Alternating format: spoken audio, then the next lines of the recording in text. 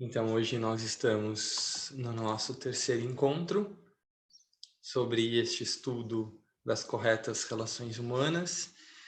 E hoje a gente vai falar um pouquinho, a gente vai dar continuidade, na verdade, sobre o que estávamos refletindo na semana passada.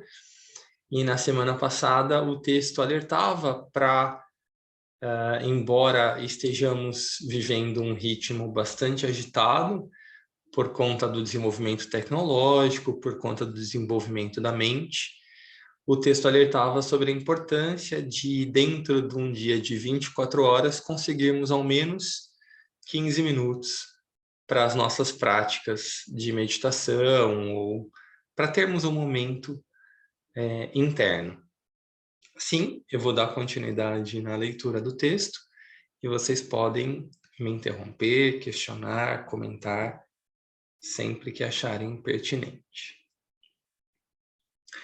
É evidente, no entanto, que é quase impossível ter condições ideais para isso na vida moderna, para as práticas de meditação, de reflexão, né?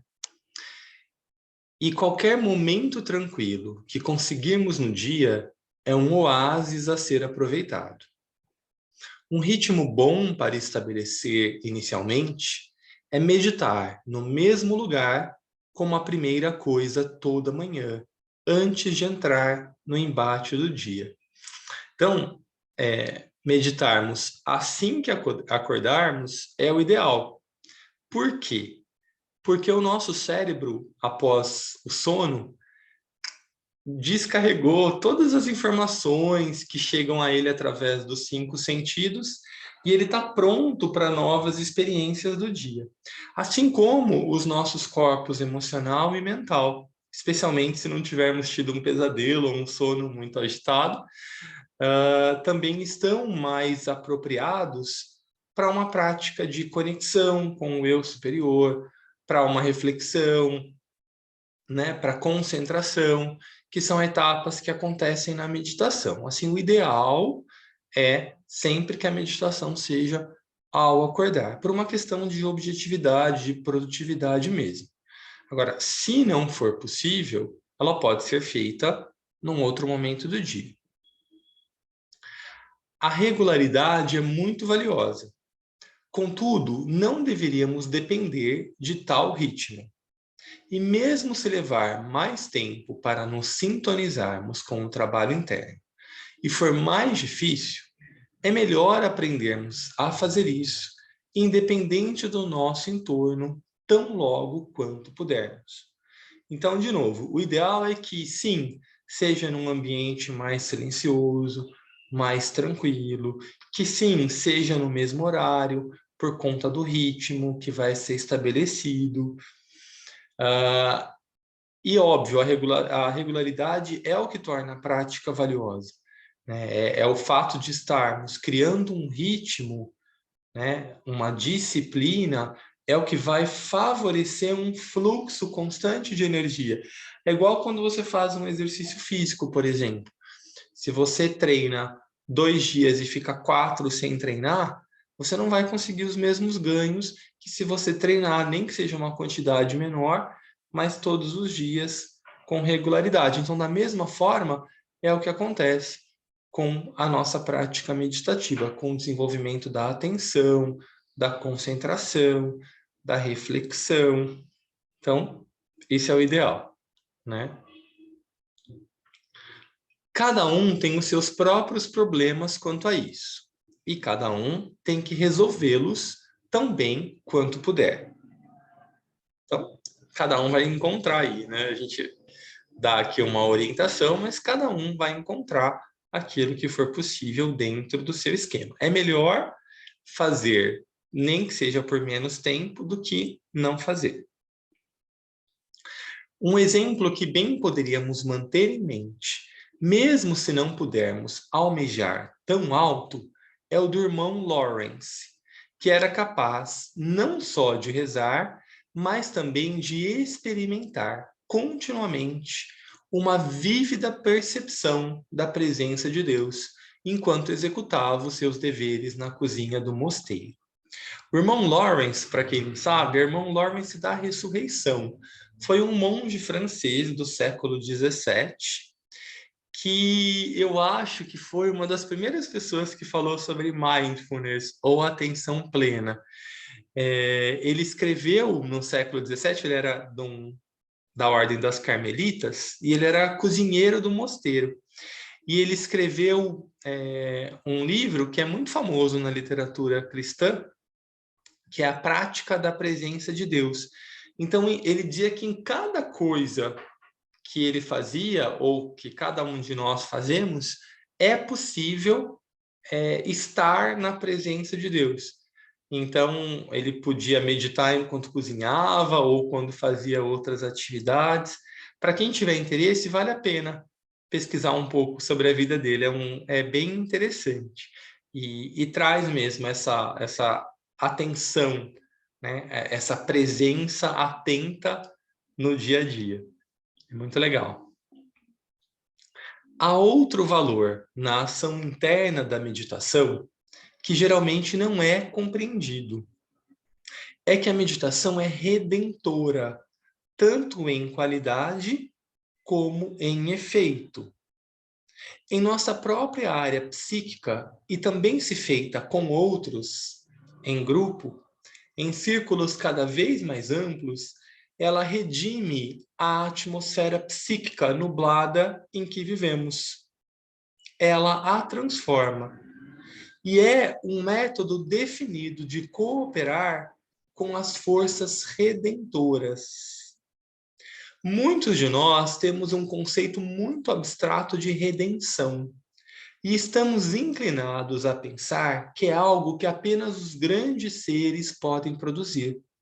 Na verdade, ela pode ser e deveria ser uma tarefa contínua para a qual cada um de nós está contribuindo. Redenção tem a ver com redimir, tem a ver com restaurar, com tornar puro, né? É dito que o Cristo era o Redentor, aquele que redimia os pecados da humanidade. Então aqui o texto chama a atenção para que cada um possa redimir a sua própria atmosfera psíquica ao praticar a meditação. Por quê?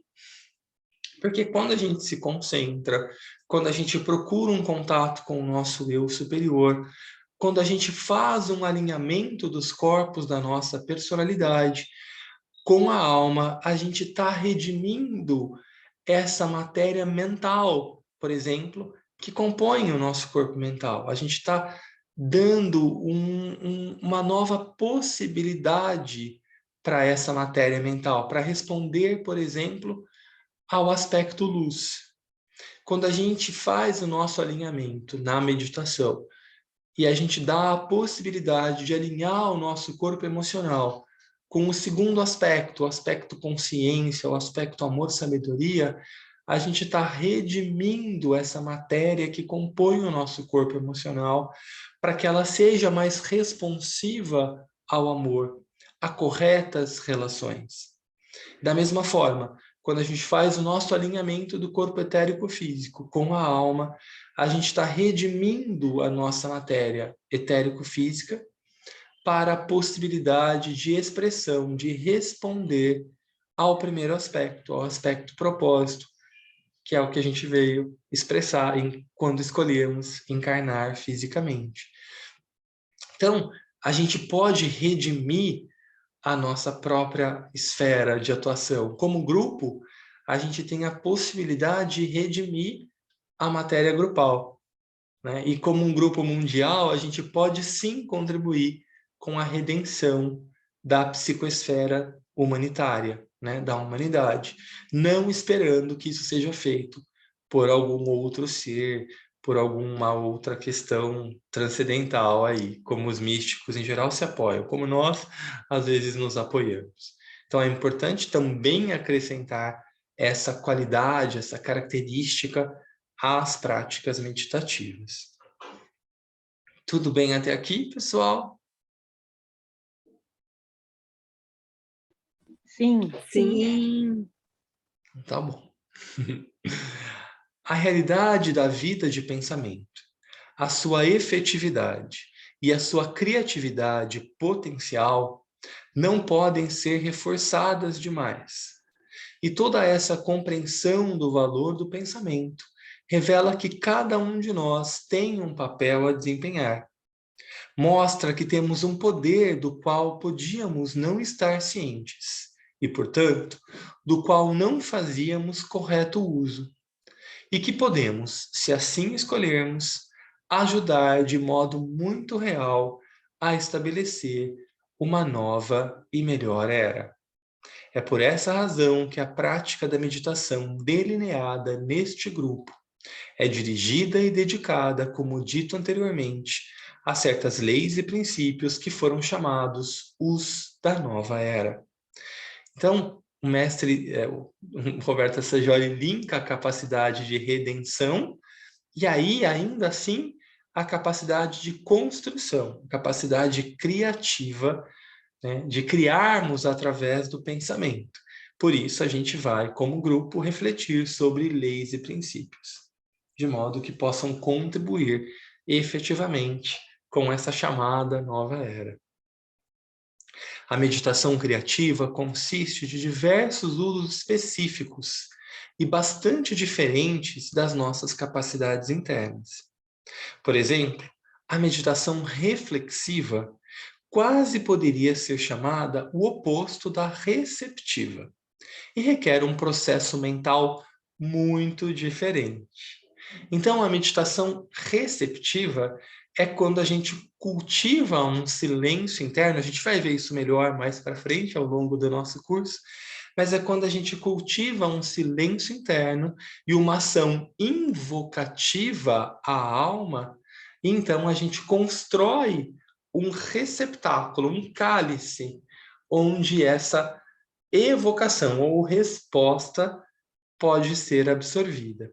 O que é bastante diferente da reflexiva, que é onde a gente coloca a mente de forma ativa para pensar, refletir, construir sobre alguma ideia. Assim, o que o texto quer dizer é que a gente vai procurar, ao longo desse trabalho anual, reconhecer potenciais da nossa mente e procurar utilizá-los, desenvolvê-los da melhor maneira possível. Então, sim, é um trabalho de meditação, mas sim, também é um trabalho de desenvolvimento da mente, tanto individual quanto grupal. Deixa eu ver aqui para não me perder. Os vários aspectos estão resumidos abaixo e são explicados sequencialmente com técnicas ou exercícios para sua prática nesta e nas próximas apostilas. Cada um deveria ser assimilado antes de seguir para o próximo e receber todo o tempo que seja necessário para alcançar a sua compreensão e a habilidade em utilizá-lo. Lembrando que a arte da meditação nos leva a reinos de consciência que não estão limitados pelo tempo. Assim, olha só que legal, estes são os aspectos que a gente vai tratar ao longo desse ano, que são a concentração, que a gente vai fazer ainda nesse mês, né, nesses 2 meses, nesse bimestre de janeiro e fevereiro, que é uma necessária preparação para toda a meditação. A meditação, na verdade, pode ser definida como a capacidade de se concentrar acerca de um tema por um tempo mais prolongado. Assim, se não houver concentração, não existe a possibilidade real de meditar. A meditação reflexiva, que é de caráter estritamente mental, onde a gente, como o próprio nome diz, reflete sobre algum tema. A meditação receptiva, que inclui o silêncio interno, a contemplação e o despertar da intuição. A prece e a função do sentimento, que tem uma definida contribuição a oferecer. A imaginação, que é talvez a força propulsora mais efetiva na ação interna, e que é dirigida e usada através da visualização, que é outra técnica criativa específica. Então, a gente vai entender um pouquinho melhor o que é imaginação, o que é visualização, qual que é o poder da prece, qual que é o poder da oração. A afirmação, que traz o uso da vontade, a invocação e a evocação, que são outros aspectos que produzem a criação das formas pensamento no seu nível mais amplo. Isso é, uma forma pensamento construída por uma fusão equilibrada de pensamento, sentimento, imaginação e vontade. A utilização dessas formas pensamento em benefício da humanidade. Isso deve acontecer em 2 níveis. No nível interno, como radiação telepática, ou seja, o grupo irradiar após essas formas pensamento serem construídas com todo esse refinamento e técnica mentais, né, de desenvolvimento mentais, e no mundo externo como manifestação ou expressão, efeitos externos do trabalho interno. Então, olha só, né, que os textos são bastante simples, foram criados de forma bastante didática, mas é, na verdade, um trabalho de magia, né? É um trabalho de construção e irradiação e de manifestação de uma realidade subjetiva. É dito que esse trabalho do Roberto Assagioli é uma simplificação de um livro muito bacana da Alice Bailey, que é chamado de Um Trabalho de Magia Branca, que foi inspirado, né, pelo mestre tibetano Djwhal Khul, ou Djwhal Khul. Então, ao longo desse ano, a gente vai entender e vai manejar melhor todos esses recursos mentais para que a gente possa, sim, construir criativamente uma nova realidade para nós mesmos, né? A partir desse autoconhecimento, de reconhecermos quais são os recursos que a gente tem e de também trabalharmos em grupo, utilizando todas essas ferramentas. A gente vai começar um outro tópico, que é o processo da meditação. Como é que tá para você? Está tudo bem? Alguma contribuição, algum comentário, dúvida, sugestão?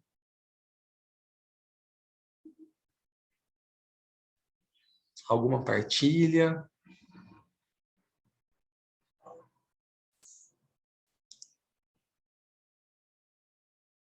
Seguimos, então, mais alguns minutinhos. O processo da meditação. O que procuramos, alcançar através da meditação? A exploração dos mundos internos e o uso de nossas mentes para desbravar novas dimensões, bem poderia ser chamado de a conquista do espaço interno. Então, olha só, além de tudo isso que a gente viu, a meditação ainda é uma ferramenta para exploração de mundos internos, né? Também é uma ferramenta excelente de autoconhecimento. A primeira coisa a compreender é que existem mundos internos e que vivemos neles o tempo todo, através dos aspectos emocional e mental da nossa natureza. A vida psicológica tem uma existência tangível nesses mundos de energias e qualidades, e não deveria ser concebida como inteiramente subjetiva, abstrata e amorfa, ou seja, sem forma, né? Como geralmente e erroneamente é considerada. Os reinos internos, onde essa parte nossa tem a sua vida, são justamente os da causa e do significado. E são, de fato, mais reais do que os que chamamos mundo visível, pois são mais efetivos. Estão neles todo o processo criativo, causal, inicial. Então, percebe? Às vezes a gente, na maioria das vezes, não só às vezes, coloca muito mais ênfase no mundo de manifestação e devota muito mais tempo nesse mundo, que é um mundo de efeitos, do que no mundo das causas, na criação de uma nova existência. Mesmo em relação à nossa vida, a gente fica tentando mudar os aspectos externos E esquece, até em termos de economia, de efetividade, que é muito mais rápido, muito mais eficiente se a gente promover as mudanças nesse nosso mundo mais interno, que obviamente vão criar efeitos externos. Mas às vezes a gente não vê isso com clareza, né? Em seus domínios, ou seja, nessa vida interna, subjetiva, originam-se tudo o que depois se precipita no mundo externo visível. E tudo que acontece ao nosso redor é a expressão externa da atividade ou interação de energias nesses reinos internos. O mundo material, como a física moderna mostrou, é de natureza muito diferente do que parece ser aos nossos sentidos. E a compreensão dos mundos internos que estão por trás dos aspectos externos tangíveis nos dá um quadro do padrão integral da vida, que traz uma nova compreensão. Podemos obter uma boa ideia dos diferentes tipos de ação e suas etapas definidas que propomos dominar na meditação, a nossa exploração dos mundos internos, pela analogia de um foguete que é enviado ao espaço. Segue a sua rota e retorna à Terra. Um ciclo correspondente ocorre no processo de meditação. Então, vamos ver como é que essa analogia aqui que o Assagioli faz com o foguete pode se relacionar com a meditação. O primeiro estágio é o da projeção. A energia propulsora do foguete vence a ação da lei da gravidade e projeta esse foguete para cima, né? Para além dessa ação da gravidade. Da mesma maneira, podemos projetar o nosso centro de consciência acima, para essas áreas superiores, ou seja, não só ficarmos aqui nesse mundo das percepções sensoriais, perdão. Passando pela esfera dos sentimentos e da imaginação, penetramos no mundo do pensamento e até mesmo além, nos níveis espirituais. A nossa energia propulsora é a aspiração, que foi apropriadamente chamada anteriormente de aspiração ardente, e a dirigimos como de fato devemos dirigir todo o processo da meditação, pela grande desconhecida potência da vontade. Ou seja, quem vai jogar o nosso foguete para cima é a nossa aspiração, é essa vontade de conectarmos com consciências diferentes, é essa vontade de alcançarmos outros tipos de conexão, de realmente desejarmos mudar a nossa vida, ou também, num nível ainda mais elevado, aspirarmos por servir à humanidade. Então, essa energia da aspiração, embora ela tenha uma tônica mais emocional, ela é essencial para a prática meditativa, porque ela é essa mola propulsora para a mudança. É um aspecto da vontade. Mais para frente, a gente vai estudar a vontade e a gente vai entender como ela se manifesta de diversas formas. E a aspiração é uma delas. Então, é através da aspiração que a gente vence tudo isso que nos joga para baixo. Essa nossa força de gravidade, a gente pode pensar que são as nossas impressões sensoriais, que o tempo todo nos ligam para o mundo material, que são as emoções que muitas vezes nos ligam aos estímulos externos, que são os nossos pensamentos preocupados, né, com o que a gente tem que construir ou fazer. Então, quando a gente procura dessensibilizar, né, tirar a atenção da personalidade e voltar para dentro, e então manejar essa aspiração para o alto, é o que a gente está fazendo como um foguete. A gente está saindo da nossa órbita, a gente está vencendo essa lei da gravidade. A segunda etapa para o foguete é a sua entrada no campo gravitacional de outro centro de atração. Isso corresponde a entrar em contato na meditação com algum centro superior de energia ou vida, algum reino de pensamento ou alguma região específica nos mundos internos, que é o que a gente faz quando a gente coloca a nossa atenção para a nossa alma, para o nosso eu superior, para esse centro transcendental ou transpessoal. Então aí a gente tirou o nosso foguete aqui da Terra e a gente colocou num outro centro de gravitacional, ou seja, a nossa atenção vai ficar aqui, nessas qualidades espirituais. Né? Então a gente vai procurar focar não só na alma, mas no que ela representa. Ela é um centro de amor, de luz e de vontade. A gente vai ficar orbitando nessas qualidades. A próxima é a delicada etapa de equilibrar a atração descendente da Terra e a atração ascendente do outro centro. Se esse equilíbrio for corretamente alcançado, a energia autopropulsora ainda existente no foguete lhe permitirá circular ao redor do novo centro, mantendo-se em órbita. O mesmo é verdadeiro para a consciência individual ao penetrar nos níveis superiores internos. Ela tem que atingir a região visada, mas deve manter a sua liberdade e não tornar-se sua prisioneira.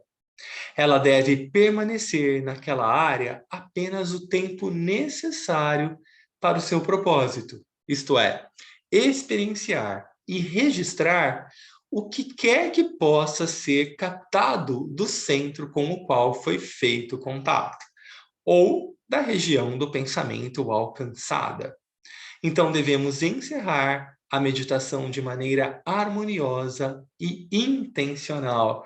Ou seja, a gente vai ficar nessa etapa em contato com a alma, a gente vai procurar trazer as qualidades da alma para os veículos da nossa personalidade, para se modificar a nossa aura, mas é importante que depois desse contato, a gente volte a atenção aqui para os níveis da personalidade, claro que com mais consciência, com mais atenção, com mais presença, mas lembrando que é aqui que a nossa alma escolheu estar, ou seja, é aqui que nós devemos atuar. Então, é através de uma consciência no pensar, no sentir e no agir que a gente precisa estar. Então, a gente vai, sobe, orbita e volta. Esse é o nosso objetivo. Eu acho que a gente pode encerrar por aqui, né? Porque já deu o nosso horário. E a gente abre um pouquinho para comentários, dúvidas, sugestões, partilhas. Queria saber um pouquinho de vocês. Como é que está aí? Como é que ficou para vocês esse texto de hoje? Quem gostaria, enquanto eu só estou escrevendo aqui para o próximo encontro, quem gostaria de partilhar conosco? Bom dia a todos. Bom dia, Lu. Eu gostei muito desse texto e tem muito a ver com os decretos que a gente já pratica, né? Que é a visualização, o desejo e a oração, né? O decreto, e tudo isso para um bem maior, né? Já visualizando trabalhos para o planeta e veio essa explicação assim, bem detalhada, inclusive da meditação reflexiva também, que a gente já faz. Nós temos uma noção do que é, mas depois dessa explicação, você vê o quanto é tudo perfeito, né? Quantos resultados a gente colhe, né? Com a vontade, com o amor e com a luz. Né? Então, maravilhoso. Muito grata. Ô Lu, e depois, quando a gente estudar cada etapa, fica ainda mais claro, porque muitas vezes a gente confunde, eu confundia sempre imaginação com visualização. E depois fica tão claro isso, e cada etapa a gente vai percebendo e vai fazendo com muito mais consciência. É muito legal. Isso é muito importante, né? Porque você tendo conhecimento, agrega muito no resultado, né? Você aprende a fazer corretamente, né? O que você fazia intuitivo, vai, alguma coisa que você aprendeu, mas está mais, não está tão claro, É né? verdade, Quanto mais você conhece, mais profundo fica o trabalho e o resultado, né? é verdade.